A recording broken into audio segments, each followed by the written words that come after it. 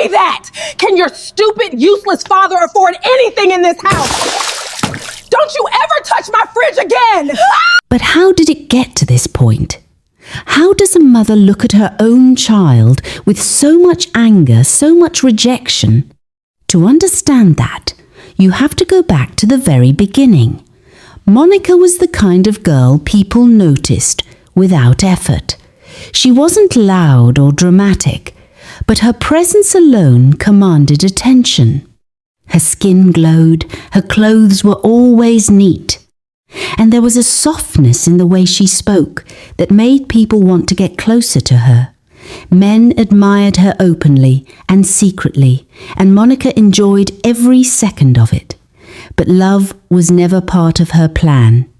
To Monica, relationships were not about feelings.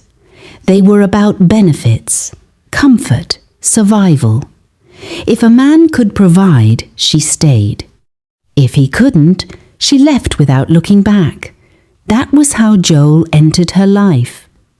Joel owned a small provision shop just outside the university gate. It wasn't much, but it sustained him. He was a simple man, quiet, hard-working, and kind to a fault. Monica became one of his regular customers. She would stop by often, buying small things, exchanging light smiles. Sometimes, Joel would add an extra item to her purchase without charging her. At first, it was nothing, but slowly his feelings grew, until one day he couldn't hold it in anymore. Standing behind his counter, his hands slightly shaking, Joel confessed how he felt. He told her he had been watching her for a long time, admiring her from a distance, and he wanted her to be his. Monica didn't respond immediately. She simply smiled a soft, calculated smile and told him she would think about it. 2 days later, she returned, and she said yes, not because she loved him, but because she saw what she could gain. Joel was overjoyed. He began to do more, give more, sacrifice more. Money, groceries, support, whatever Monica needed, he provided without hesitation. But barely 2 months into the relationship, something happened that changed everything. Monica got pregnant. The moment she confirmed it, anger rose inside her. This wasn't part of her plan. She had never intended to tie herself down, especially not to a man like Joel. She went straight to his shop that same day. "I'm pregnant," she said, her tone flat and emotionless. Joel was stunned at first.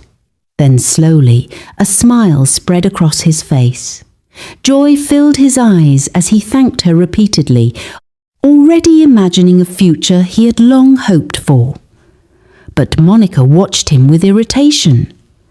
"I want to get rid of it," she said coldly.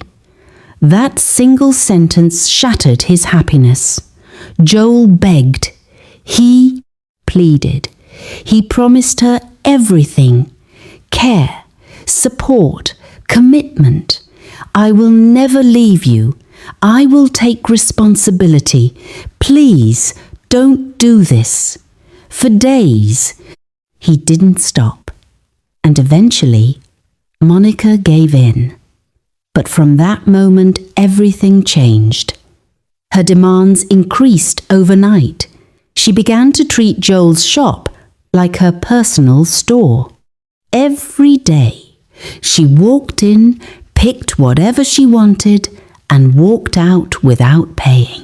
Snacks, drinks, groceries. Her room was always full. Sometimes she even took extra just to give to friends. People praised her generosity, not knowing the truth behind it. Meanwhile, Joel's business began to suffer. The shelves emptied faster than they could be restocked. Money stopped flowing in. Debts started piling up. Still, he remained silent, until one day he couldn't hold it in anymore. "Monica, things are getting difficult," he said gently. "Maybe we should reduce how we spend for now, just until the business stabilizes." Monica turned to him slowly, her eyes sharp. "Reduce?" she repeated. Joel nodded carefully, but before he could say another word, her expression hardened.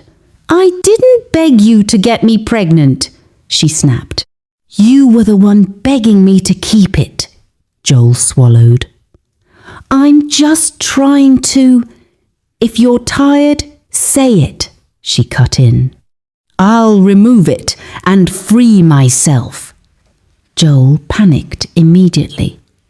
"No, please, don't say that." "I'll handle it." "Then don't complain," she said coldly. And just like that, his voice disappeared. Months later, Monica gave birth to a baby girl, Lovelyn. Joel was filled with joy. But Monica? She felt nothing. Still, she insisted on a grand celebration. Music, food, decorations, everything had to be perfect. Joel borrowed money just to satisfy her. That decision cost him everything. Within 2 months, the shop collapsed completely. No goods, no income, only debts. And from that moment, Monica's resentment began. Life changed overnight.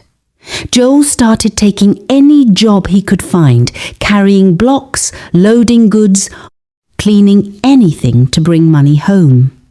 But Monica was never satisfied. Every day she complained bitterly. "What kind of life is this?" she would say.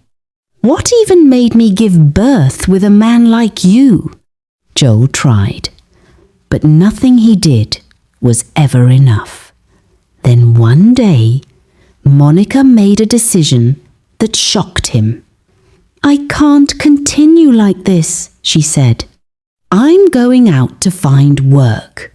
Joel frowned. "What about the baby?" "You will stay at home and take care of her." Joel stared at her in disbelief. "But I also need to work." Monica's voice became cold. "What work? What have you been bringing home?" Joel went silent. "If you refuse," she continued, "I will leave the baby here and go anyway." Joel felt something tighten in his chest. "She's your child." "And?" Monica replied without emotion. That one word broke him. After a long silence, he nodded. "I'll stay." From that day, Joel became everything. He cooked, washed, cleaned, and cared for the baby day and night.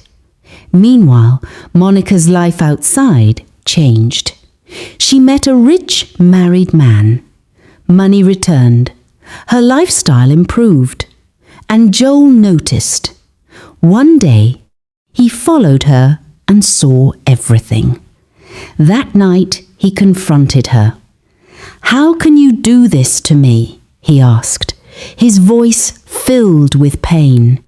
"After everything I've sacrificed, is this what I deserve?" Monica laughed, a cold, mocking laugh. "Who are you to question me?" she said. "Focus on your daughter. That is your only job." Joel stood there, speechless. And in that moment, something inside him broke completely. Joel stood there that night, long after Monica had walked away. The baby cried softly in the corner, but for a moment he didn't move. Not because he didn't care, but because something inside him had gone completely quiet. The kind of quiet that comes when pain becomes too familiar. Slowly, he walked over, picked up his daughter and held her close to his chest. "You're all I have now,"